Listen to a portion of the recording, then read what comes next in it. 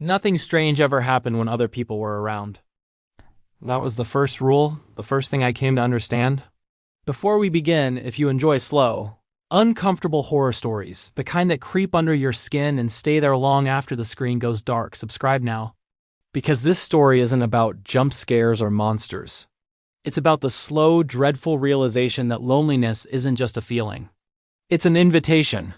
And sometimes, you're not just lonely by accident. When friends visited, everything felt normal. The house was just a house. We'd laugh, music would play, dishes would clatter in the sink.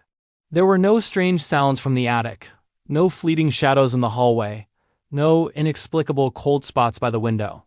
There was no pressure, no feeling of being watched. The air was light, filled with chatter and life. The house was safe during these hours, a sanctuary filled with warmth and the simple comfort of company. It was a place I recognized, a place that felt like mine. But the moment the last friend walked out the door, the moment the lock clicked shut, the house would begin to change. It wasn't an immediate transformation. It was far more subtle, more patient. It was as if the house itself took a deep, slow breath, holding it until the echoes of laughter had completely faded, waiting for the silence to settle in like a layer of dust. The first sign was almost too small to notice, easy to dismiss as the house settling or a neighbor's noise. It started with timing, a single distinct knock on the wall. Just one. Never two, never a frantic tapping, just a solid, deliberate thud. And it was always after the front door closed behind the last person. Never a second before. At first, I'd rationalize it. Old pipes, the frame contracting in the cold, the wind. But the consistency was unnerving.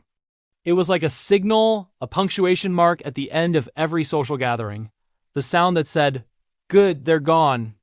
Now it's just us. It was the house's way of reclaiming its quiet, and me along with it. The sound never came while I was on the phone or while the television was still on. It waited for true silence, for the moment I was truly alone with my thoughts. So I started to test it, a quiet experiment against my own rising dread.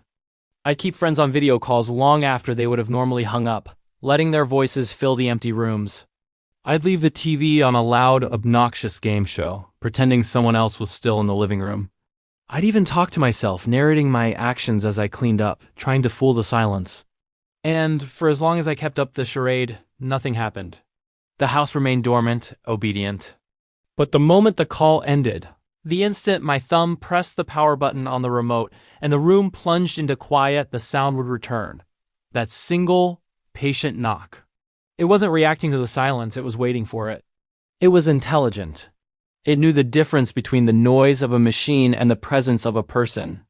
It knew when I was performing and when I was finally, truly by myself. It never rushed. That was perhaps the most unsettling part. It wasn't a frantic entity trying to get my attention. It was methodical. It waited until the house felt completely empty, until the energy of other people had thoroughly dissipated. It waited until my own breathing changed, slowing down into the quiet rhythm of someone settled in for the night. It waited until the air itself seemed to grow heavier, thicker, as if the silence had a physical weight. That's when it would start. The single knock was the overture. Then came other things. The soft creak of a floorboard from the room directly above me, even when I knew for a fact no one was there. A faint whisper of movement from the far end of the hallway, like fabric brushing against a wall. It wasn't trying to scare me. It felt more like it was simply existing. Moving about its space, a space that it only considered its own when I was the sole audience. I never saw anything. Not a shadow, not a figure, not a flicker of movement in my peripheral vision. That was the worst part. The sheer lack of visual evidence made me question my own sanity. This knowledge of a presence came without proof. It was a feeling, a certainty that settled deep in my gut. It was like being intensely watched, but by something without eyes. It was the feeling of a stare without a face to attach it to. Your skin prickles. The hairs on your arms stand up. You feel an intense, focused attention directed solely at you. But when you spin around, there is nothing but empty air. It's a violation of your senses. A psychological haunting that leaves no trace but the absolute conviction that you are not, under any circumstances, alone. The absence of proof was its own form of torment, leaving me isolated not just in my house but inside my own head. One night I made a mistake. A terrible, irreversible mistake. I had been sitting in the dark for what felt like hours, listening to the subtle symphony of its movements, a creak here, a soft tap there.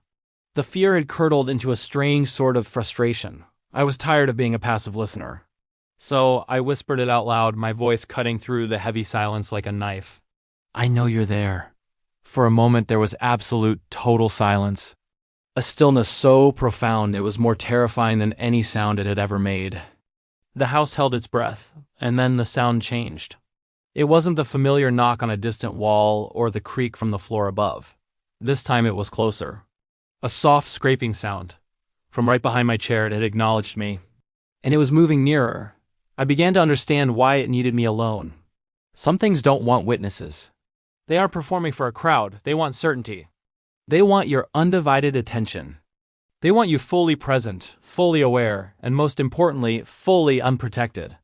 A witness, another person, complicates things. It introduces doubt, another perspective.